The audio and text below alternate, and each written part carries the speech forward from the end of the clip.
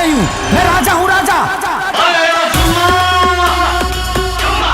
अब हो जाइए तैयार, क्योंकि पावर स्टार पवन सिंह के चुम्मा गाने को टक्कर देने आ रहा है अपने हिट मशीन ट्रेंडिंग स्टार का चुम्मा दे गाना। चुम्मा दे गाना आ रहा है आप सभी के बीच में ब्लॉकबस्टर हिट सॉन्ग, जो कि 9 तारीख को रिलीज किया जा रहा है।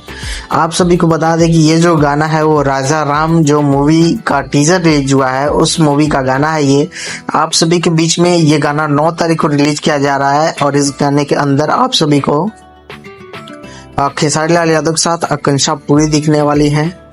और ये जो गाना है ब्लॉकबस्टर हिट सॉन्ग है, जो कि आप सभी को देखने को मिलेगा सारेगामा हम भोजपुरी चैनल से।